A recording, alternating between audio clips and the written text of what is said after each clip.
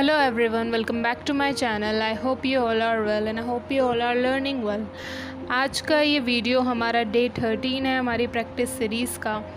कुछ और important questions हम डिस्कस करेंगे और हमारी तैयारी को मजबूत करेंगे। ओके, तो चलिए बिना टाइम वेस्ट किए शुरू करते हैं। क्वेश्चन नंबर 1 है, फ्राइड की अनुशंसित व्यक्तित्व की बनावट के अनुसार निम्न में से कौन मूलभूत तीव्र इच्छा के उठने के साथ ही तुरंत तथा अनैच्छिक रूप से सभी नियम और जीवन की सत्यता और नैतिकता की अवहेलना करते हुए संतुष्ट करता है? तो ये क्वेश्चन फ्राइड के सिद्धांत से पूछा गया है। ये पूछा गया है कि निम्न में से जो ऑप्शन दिए गए हैं, इड ईगो, सुपर ईगो, इनमें से कौन ऐसा है जो अपनी इच्छा उठने पर तुरंत उसको संतुष्ट करने की मांग करता है, नैतिक अनैतिकता की परवाह किए बिना? तो ये कार्य करता है इड, जैसा कि हम समझ चुके हैं हमारी प्रीवियस वीडियोस में और मनोविश्लेषणवाद के वीडियोस में भी हम बहुत अच्छी तरीके से समझ चुके हैं कि जो इड होता है वो प्लेजर के सिद्धांत पर काम करता है, तुरंत इच्छा पूर्ति के सिद्धांत पर काम करता है। अगर इच्छा उठी है तो उसे हाथों हाथ पूरा होना चाहिए। ओके, इस पर काम करता है इड। वो परवाह नहीं करता सही गलत की, उसे बस अपनी खुशी से मतलब है, अपनी इच्छा पूरी होने से मतलब है। तो इसका करेक्ट आंसर है ऑप्शन नंबर बी। ओके, बात करते हैं अगले क्वेश्चन की। क्वेश्चन नंबर 2 है, भाषा कक्षा में शब्दों को चित्रों के साथ जोड़कर पढ़ाना उदाहरण है।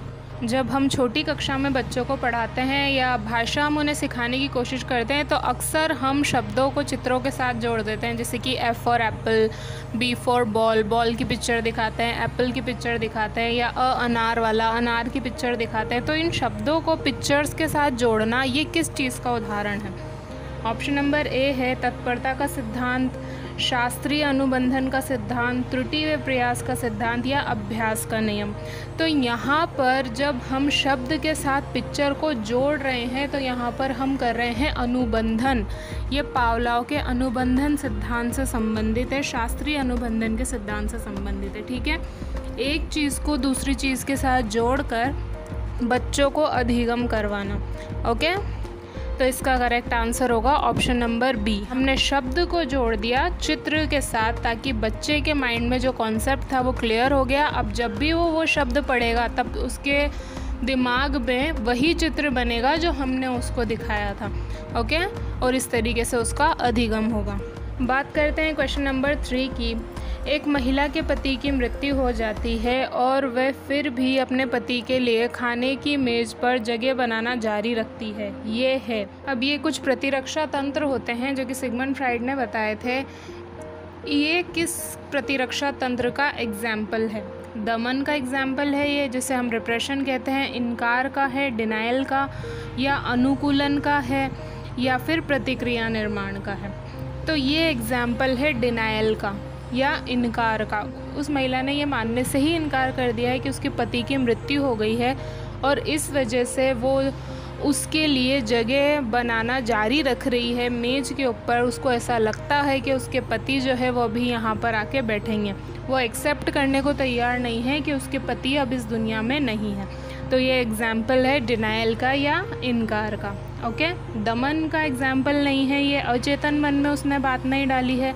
अनुकूलन का भी एग्जाम्पल नहीं है, ना ही कोई प्रतिक्रिया निर्माण उसने किया है, अपोजिट कार्य भी कुछ उसने नहीं किया। उसने सिर्फ मानने से ही इनकार कर दिया कि मेरे पति अब इस दुनिया में नहीं है। ओके, तो इसका करेक्ट आंसर है ऑप्शन नंबर बी।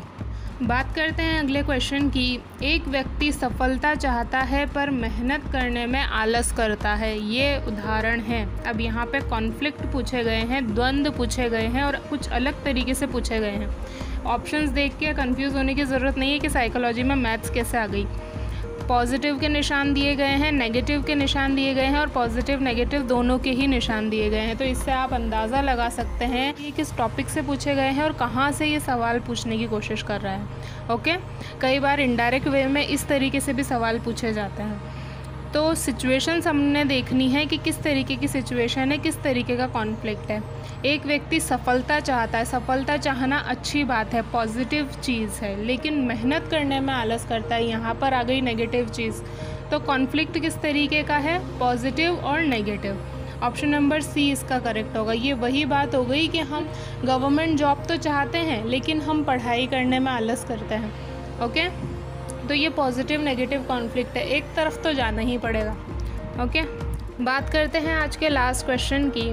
निम्न में से कौन सा कथन अभिप्रेरणा की प्रक्रिया के संदर्भ में उपयुक्त नहीं है? ऑप्शन नंबर ए, ये व्यक्ति को लक्ष्य की ओर लेकर जाती है। बिल्कुल लेकर जाती है अभिप्रेरणा व्यक्ति को लक्ष्य की ओर। लक्ष्य उन्मुख ही व्यक्ति होता है जब वो अभिप्रेरित होता है। तो ऑप्शन नंबर बी है, ये व्यक्ति की आवश्यकता को संतुष्ट करती है। जब आवश्यकता होगी तभी तो अभिप्रेरणा होगी ना। अभिप्रेरणा का साइकिल क्या है, मोटिवेशन का साइकिल क्या है? नीड से ही स्टार्ट होता है। पहले कोई आवश्यकता होती है तभी जाके हम अभिप्रेरित होते हैं कोई काम करने के लिए। ओके, तो ऑप्शन नंबर बी भी इसका करेक्ट है। लक्ष्य प्राप्त करने पर मंद या ख़त्म हो जाती है, ये भी जाहिर सी बात है। हम किसी एक गोल को लेके मोटिवेटेड हैं। फॉर एग्जांपल अभी हम हमारे एग्ज़ाम को लेके मोटिवेटेड है कि हाँ हमें ये एग्ज़ाम क्लियर करना है, किसी भी हालत में करना है, रीट क्लियर करना है। लेकिन जब हम रीट क्लियर कर लेंगे तब भी क्या हम ऐसे ही मोटिवेटेड रहेंगे? नहीं, तब हमारा मोटिवेशन थोड़ा मंद हो जाएगा या फिर ख़त्म हो जाएगा, क्योंकि हमने हमारा गोल अचीव कर लिया है, हमने हमारा लक्ष्य प्राप्त कर लिया है। ओके, तो ये भी इसका करेक्ट आंसर है। ऑप्शन नंबर डी, ये व्यक्ति को अप्रिय अनुभवों से सदैव दूर रखती है। तो ऐसा कहीं भी नहीं लिखा कि अगर आप मोटिवेटेड हैं तो आप अप्रिय अनुभव से हमेशा दूर रहेंगे, आप कभी फेलियर नहीं देखेंगे, कुछ आपके साथ बुरा नहीं होगा। ओके, तो ऑप्शन नंबर डी जो है इसका करेक्ट आंसर है। तो ये थी आज की वीडियो, ये थे कुछ क्वेश्चंस। आई होप कि आपको समझ आए होंगे, वीडियो पसंद आई होगी। If you liked my video please like, share and subscribe. Thank you.